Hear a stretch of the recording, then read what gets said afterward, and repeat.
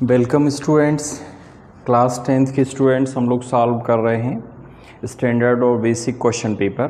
ठीक, अभी पिछला प्रीवियस लेक्चर देखा होगा, उसमें हम लोगों ने स्टैंडर्ड और बेसिक के क्वेश्चन सॉल्व किए थे। अब कुछ और क्वेश्चन हम लोग देखते हैं।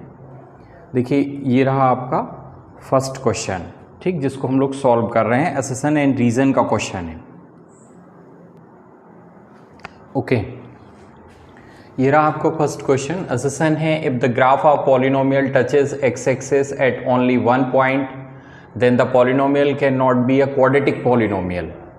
यानी अगर ग्राफ एक्स एक्सिस को एक ही पॉइंट पे कट कर रहा है तो वो क्वाड्रेटिक पॉलिनोमियल नहीं होगा। और रीज़न दिया हुआ है, a polynomial of degree n when n greater than 1, यानी n का वैल्यू एक से ज़्यादा है, can have at most n zeros. यानी अगर हम पॉलिनोमियल की डिग्री की बात करें तो अगर डिग्री n है जो कि एक से ज़्यादा ली जाए अगर, तो एटमोस्ट n जीरोज़, तो n जीरोज़ आएंगे अधिकतम, मैक्सिमम। अब इसको थोड़ा समझते हैं कि क्या है मैटर। देखिए, जैसे सपोज कोई पॉलिनोमियल है, एक्स एक्सिस को वो सिर्फ एक ही पॉइंट पे कट कर रहा है। मान लीजिए ये एक ही पॉइंट पे कट कर रहा है एक्स एक्सिस को, तो इसका मतलब ये हुआ कि जब पॉइंट एक ही पॉइंट पे कट कर रहा है तो क्वाड्रेटिक कैसे हुआ? क्योंकि क्वाड्रेटिक तभी हो सकता है जब वो कम से कम 2 पॉइंट पे कट करे। ठीक, ये हो गए 2 पॉइंट्स, तभी क्वाड्रेटिक होगा। Can not be a quadratic. तो इसका मतलब ये हुआ एक पॉइंट पे कट कर रहा है तो क्वाड्रेटिक कैसे हो सकता है? तो इसका मतलब ये हुआ कि इसमें जो एसेसन दिया हुआ है वो आपका ट्रू हो गया। फिर एक बार एक्सप्लेन कर देता हूं मैं। If the graph of polynomial touches x-axis at the one point, then the polynomial cannot be a quadratic polynomial। बिल्कुल सिंपल लैंग्वेज में कहा है कि ग्राफ को x-axis जो है वो ग्राफ एक ही पॉइंट पे कट कर रहा है, तो अगर एक पॉइंट पे कट करेगा तो क्वाड्रेटिक कैसे होगा? क्योंकि क्वाड्रेटिक के लिए आपको चाहिए पड़ेंगे 2 रूट्स। ठीक, तो इन्होंने कहा polynomial can not be a quadratic polynomial. Clear? So assassin जो है वो आपका ट्रू हो गया। अब बात करते हैं रीजन की। अब पॉलिनोमियल ऑफ डिग्री n के बारे में बोला गया है कि n की वैल्यू एक से ज़्यादा होनी चाहिए। भाई एक से ज़्यादा होगी तभी तो कुछ डिसाइड कर पाएंगे ना अपन। तो a polynomial of degree n can have at most n zeros. अब आप ये समझिए कि अगर डिग्री n है, यानी अगर ax² plus bx plus c ये कोई पॉलिनोमियल है, ax² plus bx plus c, तो आप ये देखो कि इसमें डिग्री कितनी है? 2। और 2 कैसा है? n इज ग्रेटर देन 1, एक से ज़्यादा है। तो इसका मतलब ये हुआ कि ये इसके कितने जीरोज आएंगे? तो आप देख पा रहे हो कि 2 की पावर है, क्वाड्रेटिक है, 2 जगह इंटरसेक्ट करेगा, तो कितने जीरोज होंगे? 2 जीरोज होंगे। लेकिन क्या बोला है? At most. एट मोस्ट मतलब सबसे ज़्यादा, अधिकतम। यानी उससे कम भी हो सकते हैं क्या? बिल्कुल हो सकते हैं। जैसे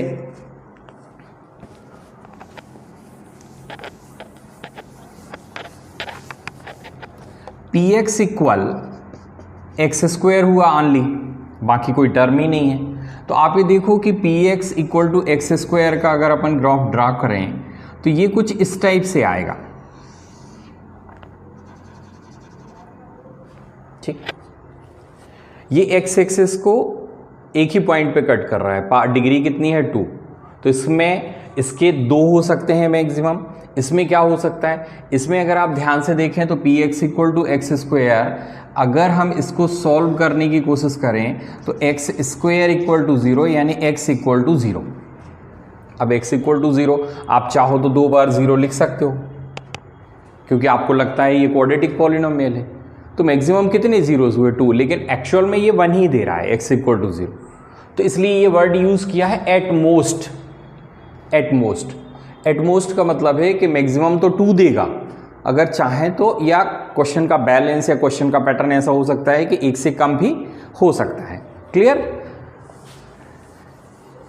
तो इस तरीके से ये जो रीज़न दिया हुआ है, ये रीज़न जो है वो असेसन को फुली एक्सप्लेन्ड कर रहा है। तो इस क्वेश्चन में करेक्ट आंसर जो है वो आपका ऑप्शन ए होगा, जिसमें ऑप्शन ए में क्वेश्चन पेपर में ऑप्शन ए का जो फॉर्मेट रहता है उस फॉर्मेट के अकॉर्डिंग अगर अपन बात करें तो ऑप्शन ए के according both assertion and reason are true and reason are is the correct explanation of assertion A. Okay, तो ये आपका फर्स्ट क्वेश्चन हो गया आज के लेक्चर का, जिसमें असर्शन जो है वो भी ट्रू है, रीज़न वो भी ट्रू है और रीज़न जो है वो असर्शन को करेक्टली फुली एक्सप्लेन्ड भी कर रहा है। ओके, चलिए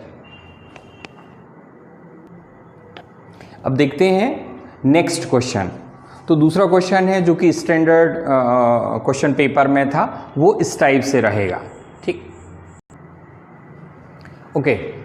नेक्स्ट क्वेश्चन है, if the sum and product of the zeros of the quadratic polynomials are 2√3 and 3 respectively, then the quadratic polynomial is. Options हैं आपके पास, जैसे option A, option B, option C, option D. तो देखते हैं कि इस बार हमें क्या दे रखा है। If the sum and product of a zeros of a quadratic polynomial are 2√3 and 3 respectively, तो स्टैंडर्ड क्वेश्चन पेपर के अकॉर्डिंग ये मुझे लगता है थोड़ा सिंपल क्वेश्चन हो गया, क्योंकि ये आपका जो 2.2 एक्सरसाइज है उसका क्वेश्चन है।